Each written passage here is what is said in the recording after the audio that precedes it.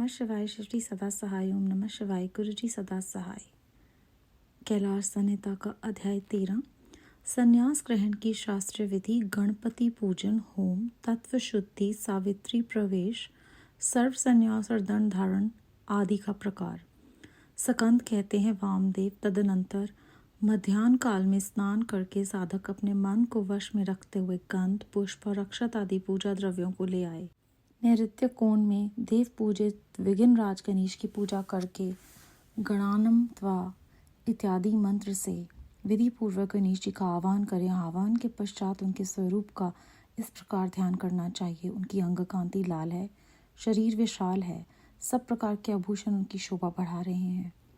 उन्होंने अपने कर कमलों में क्रमशः पाश, अंकुश, अक्षमाला तथा वर नामक मुद्राएं धारण कर रखी हैं। इस प्रकार आह्वान और ध्यान करने के पश्चात शंभुपुत्र गजानन की पूजा करके खीर, पुआ, नारियल और गुड़ आदि का उत्तम निवेदन करें। तत्पश्चात तांबूल आदि दें, उन्हें संतुष्ट करके नमस्कार करें और अपने आभीष्ट कार्य की निर्विघ्न पूर्ति के लिए प्रार्थना करें। तदनंतर अपने गृह सूत्र में बधाई हुई विधि के अनुसार उपासना अग्नि में आज्य भागन हवन करके अग्नि देवता संबंधी यज्ञ विषयक स्थाली पाक होम करना चाहिए। इसके बाद भू स्वाहा इस मंत्र से पूर्णाहुति होम करके हवन का कार्य समाप्त करें। तत्पश्चात आलस्य रहित हो अपराह्न काल तक गायत्री मंत्र का जप करता रहे। तदनंतर स्नान करके सायंकाल की संध्योपासना तथा सायंकालिक उपासना संबंधी नित्य होम आदि करके मौन हो गुरु जी की आज्ञा ले चरु पकाएं। फिर अग्नि में स्मिधा, चरु और घी की रुद्र सूतक से और सद्यो जाति 5 मंत्रों से पृथक पृथक आहुति दें।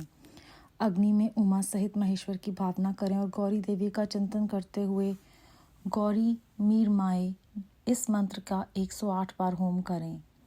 अग्न्याय सविष्ट कृते स्वाहा इस मंत्र से 1 बार आहुति दें।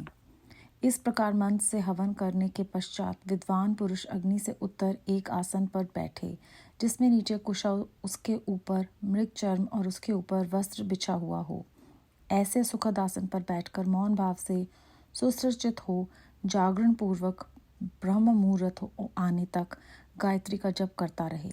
इसके बाद स्नान करे। जो जल से स्नान करने में असमर्थ हो वह भस्म से ही विधि पूर्वक स्नान करे और फिर उस आसन पर ही चरु पकाकर उसे घी से तर करे। उसे उतारकर अग्नि से उत्तर दिशा में कुश पर रखे। पुनः घी से चरु को मिश्रित करे। इसके बाद व्याहृति मंत्र, रुद्र सूतक और सद्योजात आदि 5 मंत्रों का जप करे और इसके द्वारा एक एक आहुति भी दे। इन सबके नामों के आदि में ओम और अंत में नमः स्वाहा जोड़कर चतुर्यंत उच्चारण करें, यथा ओम प्रजापते नमः स्वाहा इत्यादि। तत्पश्चात पुण्यवाचन कराकर अग्नि से स्वाहा इस मंत्र से अग्नि के मुख में आहुति देने तक का कार्य संपन्न करें। फिर प्राणाय स्वाहा इत्यादि 5 मंत्रों द्वारा घृत सहित चरु की आहुति दें। इसके बाद अग्न्य स्विष्ट कृते स्वाहा बोलकर एक आहुति और दें। तदनंतर फिर रुद्र सूतक तथा ईशान आदि 5 मंत्रों का जप करें। महिष आदि चतुर्विर्यु मंत्रों का भी पाठ करें। इस प्रकार तंत्र होम करके अपनी ग्रह शाखा में बताई हुई पद्धति के अनुसार उन देवताओं के उद्देश्य से बुद्धिमान पुरुष सांग होम करे। इस तरह जो अग्निमुख आदि कर्म तंत्रों को प्रवर्तित किया गया है उसका निर्वाह करके विराजा होम करें। 26 तत्व रूप इस शरीर में छिपे हुए तत्व समुदाय की शुद्धि के लिए विरजा होम करना चाहिए। उस समय ये कहें कि मेरे शरीर में जो ये तत्व है इन सब की शुद्धि हो।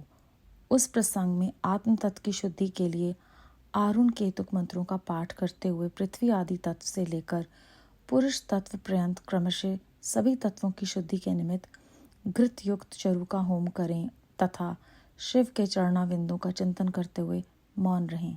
पृथ्वी, जल, तेज, वायु और आकाश ये पृथ्वी आदि पंचक कहलाते हैं। शब्द, स्पर्श, रूप, रस और गंध ये शब्दादि पंचक हैं। वाक्य, पाणी, पाद, पायु तथा अपस्थ ये वागादि पंचक हैं। श्रोत, नेत्र, नासिका, रसना और त्वक ये श्रोतादि पंचक हैं। शीर, पार्श्व, पृष्ठ और उदर ये 4 हैं। उन्हीं में जंघा को भी जोड़ लें। फिर त्वक आदि 7 धातुएं हैं। प्राण, अपान आदि 5 वायुओं को प्राणादि पंचक कहा गया है। अन्नमादि 5 कोशों को कोश पंचक कहते हैं। उनके नाम इस प्रकार हैं: अन्न में, प्राण में, मनो में, विज्ञान में और आनंद में। इनके सिवा मन, चित्त, बुद्धि, अहंकार, ख्याति, संकल्प, गुण, प्रकृति और पुरुष हैं। भोक्तापन को प्राप्त हुए पुरुष के लिए भोग काल में जो 5 अंतरंग साधन हैं उन्हें तत्व पंचक कहा गया है। उनके नाम ये हैं: नियति, काल, राग, विद्या और कला। ये 5 माया से उत्पन्न हैं। मायान तु प्रकृति विद्यातः। इस श्रुति में प्रकृति की माया कही गई है, उसी से ये तत्व उत्पन्न हुए हैं, इसमें संशय नहीं है। काल का स्वभाव ही नियति है, ऐसा श्रुति का कथन है। ये नियति आदि जो 5 तत्व हैं, इन्हीं को पंचकुंचक कहते हैं। इन 5 तत्वों को न जानने वाला विद्वान भी मूढ़ ही कहा गया है। नियति प्रकृति से नीचे है और ये पुरुष प्रकृति से ऊपर हैं। जैसे कोए की एक ही आंख उसके दोनों गोलकों में घूमती रहती है, उसी प्रकार पुरुष प्रकृति और नियति दोनों के पास रहता है। ये विद्या तत्व कहा गया है। शुद्ध विद्या, महेश्वर, सदाशिव, शक्ति और शिव, इन 5 को शिव तत्व कहते हैं। ब्राह्मण, प्रज्ञानम, ब्रह्म, इस श्रुति के वाक्य से यह शिव तत्व ही प्रतिपादित हुआ है। मुनीश्वर, पृथ्वी से लेकर शिव पर्यंत जो तत्व समूह है, उसमें से प्रत्येक को क्रमशः अपने अपने कारण में लीन करते हुए उसकी शुद्धि करो। पृथ्वी आदि पंचक, शब्दादि पंचक, वागादि पंचक, श्रोतादि पंचक, श्रीदादि पंचक, त्वागादि धातु सत्पक, प्राणादि पंचक, अन्नमयादि कोश पंचक, मनादि पुरुषांत तत्व, नियतादि तत्व पंचक अथवा पंचकुंचक और 11 शिव तत्व पंचक, ये 11 वर्ग हैं। इन एकादश वर्ग संबंधी मंत्रों के अंत में पर समय शिव ज्योतिषे इदिम नमम इस वाक्य का उच्चारण करें। इसके द्वारा अपने उद्देश्य का त्याग बताया गया है। इसके बाद विविधा तथा करशोतक संबंधी मंत्रों के अंत में अर्थात विविधाय स्वाहा, करुषत्काय स्वाहा, इसके अंत में स्वत्व त्याग के लिए व्यापकाय परमात्मने शिव ज्योतिषे विश्वभूत घस्नोत्सुकाय पर समय देवाय इदिम नमम इसका उच्चारण करें। तत्पश्चात उतिष्ठ ब्राह्मण सपते देव्यन सत्व में उपप्रयन्तु मरुते सुदानव इंद्र प्राशुर्भव सचा। इस मंत्र के अंत में विश्वरूपाय पुरुषाय ओम स्वाहा बोलकर स्वत्व त्याग के लिए लोकत्रय व्यापिने परमात्मने शिवा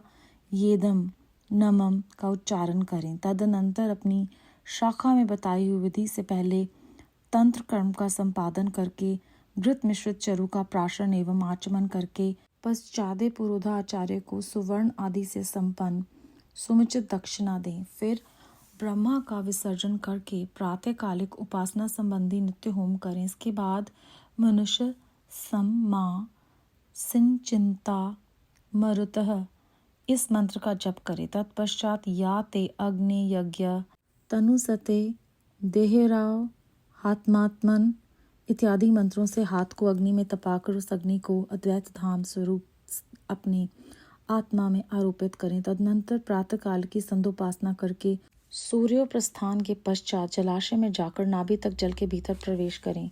वहां प्रसन्नता पूर्वक मन को स्थिर कर उत्सुकता पूर्वक वेद मंत्रों का जप करें। जो अग्निहोत्री हो वह स्थापित अग्नि में प्रजापत्योष्टि करें तथा वेदोक्त वैश्वानर स्थालीपाक होम करके उसमें अपना सब कुछ दान कर दें। पूर्वोक्त स्वरूप से अग्नि का आत्मा में आरोप करके ब्राह्मण घर से निकल जाए। मुनीश्वर फिर वह साधक निम्नांकित रूप से सावित्री प्रवेश करे। ओम भू सावित्री प्रवेशयामि। ओम तत्सवितुर्वरेण्यम। ओम भुव सावित्री प्रवेशयामि। भर्गो देवी स धीमहि। ओम स्व सावित्रीं प्रवेशयामि। धियो योनि प्रचोदया। ओम भूर्भुवः स्वः सावित्री प्रवेशयामि। तत्सवितुर्वरेण्यम भर्गो देवी धीमहि धियो यो न प्रचोदयात्। इन वाक्यों का प्रेम पूर्वक उच्चारण करें और चित्त को चंचल न होने दें। उस समय गायत्री का इस प्रकार ध्यान करें। ये भगवती गायत्री साक्षात भगवान शंकर के आधे शरीर में वास करने वाली हैं। इनके 5 मुख और 10 भुजाएं हैं। ये 15 नेत्रों से प्रकाशित होती हैं। नूतन रत्न में किरीट से जगमगाती हुई चंद्रलेखा इनके मस्तक को विभूषित करती हैं। इनकी अंग कांति शुद्ध स्फटिक मणि के समान उज्जवल है। यह शुभ लक्षणा देवी अपने 10 हाथों में 10 प्रकार के आयुध धारण करती हैं। हार, केयूर, बाजूबंद, कड़ी, करधरनी और नूपुर आदि आभूषणों से इनके अंग विभूषित हैं। इन्होंने दिव्य वस्त्र धारण कर रखा है। इनके सभी आभूषण रत्न निर्मित हैं। विष्णु, ब्रह्मा, देवता, ऋषि तथा गंधर्व राज और मनुष्य ही सदा इनका सेवन करते हैं। ये सर्वव्यापिनी शिवा सदाशिव देव की ही मनोहारिणी धर्म पत्नी है। संपूर्ण जगत की माता, तीनों लोकों की जननी, त्रिगुणमयी, निर्गुणा तथा जन्मा है। इस प्रकार गायत्री देवी के स्वरूप का चिंतन करते हुए शुद्ध बुद्धि वाला पुरुष ब्राह्मणत्व आदि प्रदान करने वाली अजन्मा आदि देवी त्रिपदा गायत्री का जप करे। गायत्री विरतियों से उत्पन्न हुई है और उन्हीं में लीन होती है। विरतियां प्रणव से प्रकट हुई हैं और प्रणव में ही लय को प्राप्त होती हैं। प्रणव संपूर्ण वेदों का आदि है। वह शिव का पाचक, मंत्रों का राजाधिराज, महाबीज स्वरूप और ज्येष्ठ मंत्र है। शिव प्रणव है और प्रणव शिव कहा गया है क्योंकि वाच्य और वाचक में अधिक भेद नहीं होता। इसी महामंत्र को काशी में शरीर त्याग करने वाले जीवों के मरण काल में उन्हें सुनाकर भगवान शिव परम मोक्ष प्रदान करते हैं। इसीलिए ज्येष्ठ यति अपने हृदय कमल के मध्य में विराजमान एकाक्षर प्रणव रूप परम कारण शिव देव की उपासना करते हैं। दूसरे मुमुक्षु धीर एवं विरक्त लौकिक पुरुष भी मन से विषयों का परित्याग करके प्रणव रूप परम शिव की उपासना करते हैं।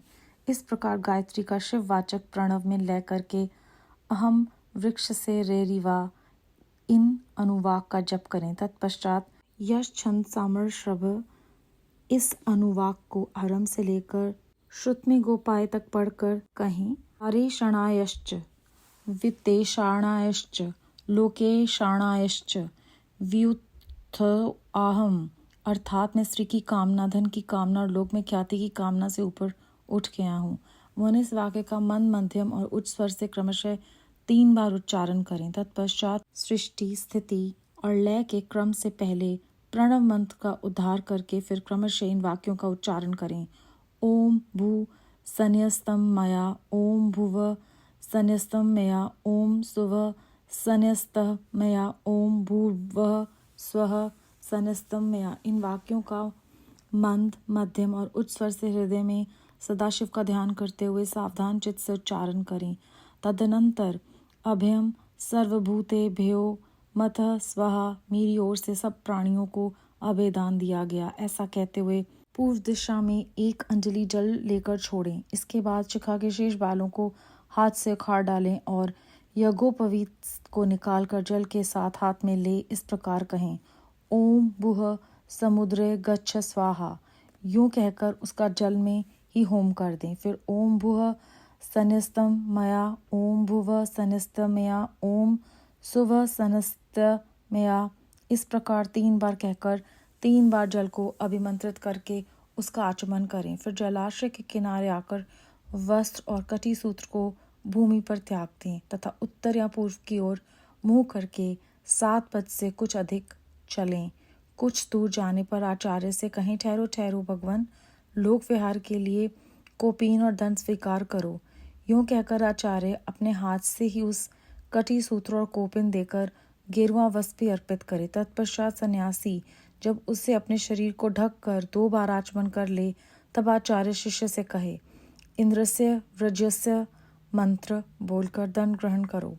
तब वह इस मंत्र को पढ़े और सखा माँ गोपयोज्य सखा योआसीन्द्रयस वृजोसी वार्त घन श्रम में भव यात पापम तनिवार्य। इस मंत्र का उच्चारण करते हुए दंड की प्रार्थना करके उसे हाथ में लें। तत्पश्चात प्रणव या गायत्री का उच्चारण करके कमंडलू ग्रहण करें। तदनंतर भगवान शिव के चरणारविंद का चिंतन करते हुए गुरु के निकट जावे 3 बार पृथ्वी में लौटकर दंडवत प्रणाम करें। उस समय वे अपने मन को पूर्णतः संयम में रखें। फिर धीरे से उठकर प्रेम पूर्वक अपने गुरु की ओर देखते हुए हाथ जोड़कर उनके चरणों के समीप खड़ा हो जाए।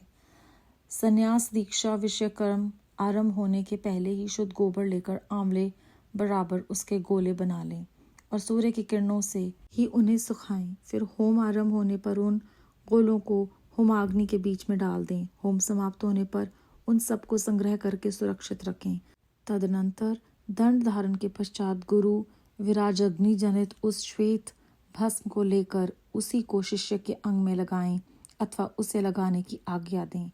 उसका क्रम इस प्रकार है: ओम अग्निरीति भस्म, वायुरीति भस्म, जलमिति भस्म, स्थलमिति भस्म, व्योमिति भस्म, सर्वः हवा इदिम भस्म, मन इतानी चक्षुषी। इस मंत्र से भस्म को अभिमंत्रित करें। तदनंतर ईशान आदि 5 मंत्रों द्वारा उस भस्म को शिष्य के अंगों से स्पर्श कराकर उसे मस्तक से लेकर पैरों तक स्वरांग में लगाने के लिए दे दें। शिष्य उस भस्म को विधि पूर्वक हाथ में लेकर त्र्याश्रुमम तथा त्र्यंबकम, इन दोनों मंत्रों को 3-3 बार पढ़ते हुए ललाट आदि अंगों में क्रमशः त्रिपुंड धारण करे। तत्पश्चात श्रेष्ठ शिष्य अपने हृदय कमल में विराजमान उमा सहित भगवान शंकर का भक्ति युक्त चित्त से ध्यान करे। फिर गुरु शिष्य के मस्तक पर हाथ रखकर उसके दाहिने कान में ऋषि छंद और देवता सहित प्रणव का उपदेश करे। इसके बाद कृपा करके प्रणव के अर्थ का भी बोध कराएं। श्रेष्ठ गुरु को चाहिए कि वे प्रणव के 6 प्रकार के अर्थ का ज्ञान कराते हुए उसके 12 वेदों का उपदेश दे। तत्पश्चात शिष्य दंड की भांति पृथ्वी पर पड़कर गुरु को साष्टांग प्रणाम करे और सदा उनके अधीन रहे। उनकी आज्ञा के बिना दूसरा कोई कार्य न करे। गुरु की आज्ञा से शिष्य वेदांत के तात्पर्य के अनुसार सगुण निर्गुण भेद से शिव के ज्ञान में तत्पर रहे। गुरु अपने उसी शिष्य के द्वारा श्रवण मनन और निधिध्यासन पूर्वक जप के अंत में प्रातःकालिक आदि नियमों का अनुष्ठान करवाए। कैलाश प्रस्तर नामक मंडल में शिव के द्वारा प्रतिपादित मार्ग के अनुसार शिष्य वहीं रहकर शिव पूजन करे। यदि गुरु के आदेश के अनुसार प्रतिदिन वहीं रहकर मंगलमय देवता शिव की पूजा करने में असमर्थ हो तो उनके आर्ध सहित स्फटिक में शिवलिंग ग्रहण कर लें और कहीं भी रहकर नित्य उनका पूजन किया करें। वे गुरु के निकट शपथ खाते हुए इस तरह प्रतिज्ञा करे: मेरे प्राण चले जाएं ये अच्छा है, मेरा सिर काट लिया जाए ये भी अच्छा है, परंतु मैं भगवान त्रिलोचन की पूजा किए बिना कदापि भोजन नहीं कर सकता। ऐसा कहकर सुदृढ़ चित्त वाला शिष्य मन में शिव की भक्ति लिए गुरु के निकट 3 बार शपथ खाए और तभी से मन में उत्साह रखकर उत्तम भक्तिभाव से पंचावरण पूजन की पद्धति के अनुसार प्रतिदिन महादेव जी की पूजा करे। अध्याय 13 समाप्त। इस अध्याय के आरंभ में स्कंद जी कहते हैं कि माध्याह्न काल में स्नान करके साधक को अपने मन को वश में करते हुए सब कुछ करना है। सारे द्रव्य लेकर पहले विघ्नराज गणेश जी की पूजा करें। और ये मानसिक पूजा की प्रेरणा मिल रही है क्योंकि वो यहाँ पे कहते हैं कि आप उनके स्वरूप की कल्पना कीजिए। फिर अपने गृह सूत्र में बताई हुई विधि के अनुसार होम अग्नि जो भी आप करना चाहें वो मंत्र कर सकते हैं। उसके बाद उन्होंने कहा है कि उमा सहित महेश्वर की भावना और उनकी चिंता करनी है। और होम के लिए उन्होंने विस्तार पूर्वक ये सब कुछ फिर से इसलिए बताया है मंत्रों के साथ ताकि हमारा जो मन है और जो हमारी इंद्रियां हैं वो इधर उधर ना भटकें और हमारा पूरा ध्यान उस परमात्मा में ही रहे। इसके बाद पूरे शरीर में जो तत्व हैं उनकी शुद्धि भी बताई है और ये भी बताया है कि तत्व कितने प्रकार के होते हैं। पृथ्वी पंचक और शब्द पंचक, वागादि पंचक और श्रोतादि पंचक, ये सब, और अन्मादि 5 कोशों के कोश पंचक के बारे में भी बताया है। इसके अलावा हमें ये सब समझाने के बाद उन्होंने बताया है कि मन, चित्त, बुद्धि, अहंकार, ख्याति, संकल्प, गुण, प्रकृति और पुरुष हैं। और ये जो तत्व पंचक हैं इनके साथ सब कुछ जब मिल जाता है तो माया जो है वो प्रकृति है और उसी में सारे तत्व उत्पन्न हुए हैं और ये तत्व पंचकुंचक कहलाते हैं। और जो भी इन तत्वों को नहीं जानता वो मूढ़ कहलाया गया है। और सारी प्रकृति जो है वो नियति के नीचे है। और कहते हैं कि जिस प्रकार एक कुएं की एक ही आँख उसके दोनों गोलकों में घूमती रहती है उसी प्रकार पुरुष और प्रकृति नियति दोनों के पास रहते हैं। उसके बाद हमें सावित्री प्रवेश का जो मंत्र दिया है उसका उच्चारण करने की प्रेरणा मिल रही है ताकि हमारा चित्त चंचल ना हो। आरंभ में भी चित्त पर काबू करने को कहा है और अब फिर इस मंत्र के मदद से हम अपने मन को काबू में रख सकते हैं। इस उद्देश्य से हमें बार बार प्रेरणा दी जा रही है कि मन को न भटकने दें और फिर से हम कल्पना में देखें कि देवी का रूप कैसा है ताकि हमारा ध्यान केवल और केवल स्मरण में हो पूरी तरह से। और यहाँ पर बताया गया कि ये भगवती गायत्री जो है वो साक्षात भगवान शंकर के आधे शरीर में वास करती हैं। और उसके बाद ये भी बताया गया है कि जो इस गायत्री का जप करते हैं वो गायत्री का जप करें क्योंकि वृत्तियों इन्हीं से उत्पन्न हुई हैं और ये जो है वो प्रणव से प्रकट हुई हैं। प्रणव जो है वो लय को प्राप्त करता है और प्रणव को संपूर्ण वेदों का आदि और मंत्रों का राजा कहा गया है। महाबीज स्वरूप है और श्रेष्ठ मंत्र है। और यहाँ तक कि हमें गुरु जी महाराज की कृपा से ये सबको ज्ञात है कि शिव प्रणव है और प्रणव शिव है। तो उस प्रणव में ही समस्त मंत्रों का जो है वो फल मिलता है और हमारे हृदय कमल पे हम एकाक्षर प्रणव रूप परम कारण शिव देव की जब उपासना करते हैं, उनके ध्यान में रहते हैं, तो हमसे भाग्यशाली कोई और है नहीं और ये होता उन्हीं की कृपा से है। फिर इस अध्याय में हमें बताया गया है कि शिव जी के चरणविंदों का चिंतन करते हुए अपने गुरु के निकट जाकर पृथ्वी पर हमें दंडवत प्रणाम करना है और मन को संयम में रखना है और उनकी तरफ हाथ जोड़कर जैसे वो आपको जो भी कहें उसे ही मानना है। और बहुत साफ लफ्ज़ों में इस अध्याय में कहा गया है कि जो गुरु आदेश दें वैसे ही कार्य करने हैं और यहाँ तक भी कहा गया है कि मेरे प्राण चले जाएं वो भी ठीक है, मेरा सिर कट जाए वो भी ठीक है, लेकिन मैं परमात्मा का नाम लिए बिना कुछ भी ना खाऊं।